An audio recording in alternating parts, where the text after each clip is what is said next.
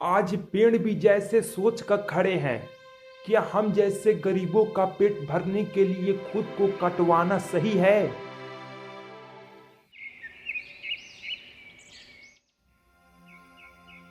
जंगल की हर टहनी मुझे जिंदगी की तरह लगती है। मजबूत जरूर होती है, मगर वक्त आने पर उसे काटना भी पड़ता है। ठीक वैसे ही जैसे हालात इंसान को तोड़ देते हैं। आज फिर सिर्फ आधी रोटी है भीखा। मैं जानती हूँ ये हमारे लिए काफ़ी नहीं, लेकिन तेरे हौसले के आगे ये भूख भी हार जाती है। जब तक हाथ सलामत है, मेहनत से कमाने का जज्बा जिंदा है, तब तक कोई भी भूखा नहीं रह सकता है इस घर में। भीखा, तू रोज जंगल में जान को जोखिम में डालता है। इतनी मेहनत से क्या मिलेगा तुमको रे? सुनो दोस्त, पेट भरने का जो सम्मान अपने पसीने से मिलता है, वह सोने की थाली से नहीं मिलता। दुनिया चाहे हंसे या ताने मारे, तू अपना रास्ता मत छोड़ना, क्योंकि सच्चाई की राह अकेले जरूर होती है, मगर सही होती है। रास्ता लंबा और मुश्किल है, पर जब कदम सच्चाई पर हो तो डरने की जरूरत नहीं। भीखा कुल्हाड़ी उठाकर घने जंगल की रास्ते की ओर निकल पड़ता है।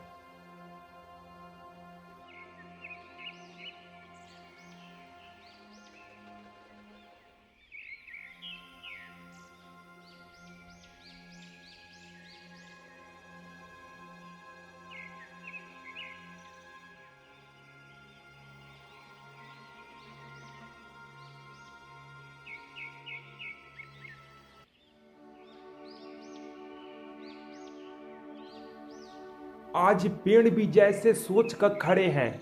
क्या हम जैसे गरीबों का पेट भरने के लिए खुद को कटवाना सही है? तभी झाड़ियों से एक थका हारा हरिया निकलता है। भाई, कुछ खाने को है? 3 दिन से कुछ नहीं खाया। भाई, मेरे पास तो बस आधी रोटी है, मगर तू भूखा है। पहले तू खा, मैं बाद में देख लूंगा। तू खुद भूखा लग रहा है, फिर भी दे रहा है, क्यों?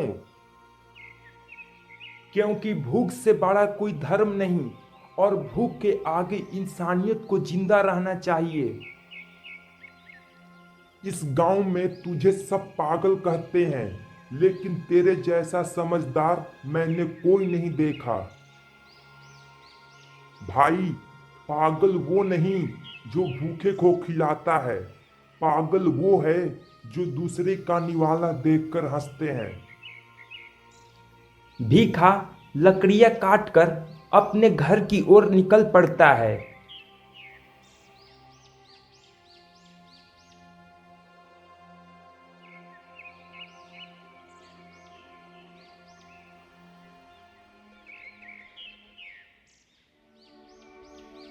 आज फिर भीखा जंगल से खाली हाथ आया। क्या अब गांव को ऐसी आलसी लोगों का बोझ उठाना चाहिए? हाँ मुखिया जी, दिन भर जंगल में घूमता है, मगर कोई कमाई नहीं लाता। ऐसा आदमी क्या उदाहरण देगा बच्चों को? उससे कामचोर कहने से पहले ये तो देख लो कि वह किसी से मांगता नहीं, मेहनत करता है, चाहे फल मिले या ना मिले। गांव वालों, मेहनत तभी मायने रखता है जब उसका नतीजा दिखे, वरना वो पागलपन है। हरिया गांव वालों की बातों को सुनकर उन लोगों के पास आता है।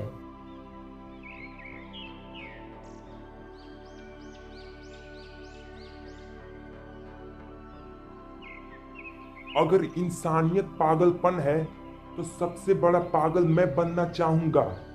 इस गांव में एक ही आदमी ने मुझे भूख में रोटी दी, और वह था भीखा। तू कौन है और क्यों उसकी वकालत कर रहा है? मैं एक किसान हूँ जो 3 दिन से भूखा था और तुम्हारे गांव के उस पागल ने मुझे आधी रोटी खिलाई। क्या ये आलसी लोग क्या कहते हैं? हरिया की बात को सुनकर सभी लोगों के मुंह पे चुप्पी छा जाती है।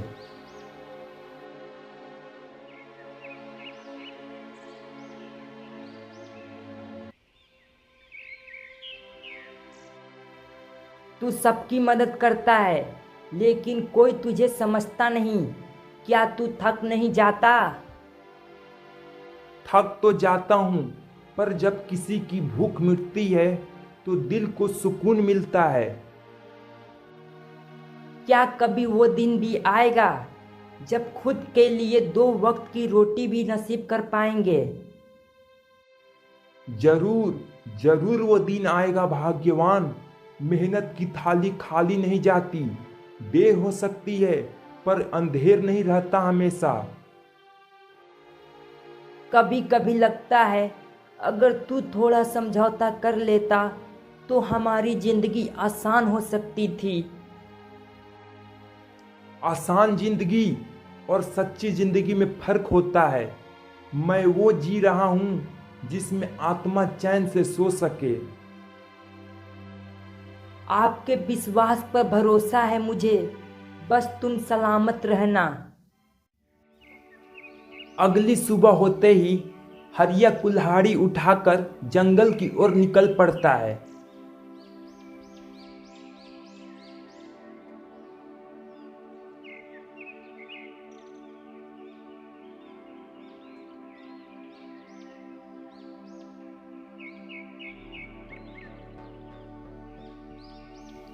तभी उसे रास्ते में हरिया मिलता है। तेरी मदद ने तो मेरी सोच बदल दी। अब मैं अपने गांव लौटकर दूसरों के लिए कुछ करना चाहता हूँ। तू ये मत सोच कि तुझे कितना बड़ा काम करना है।